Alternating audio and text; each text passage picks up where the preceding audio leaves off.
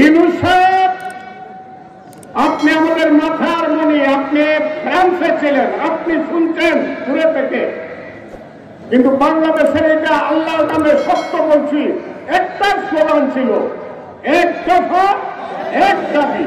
হাসিনা তুই কবে দাবি, কথাটা ঠিক না দেখি? হাসিনা কি স্থানীয় সরকারের উপজেলা চেয়ারম্যান ছিল?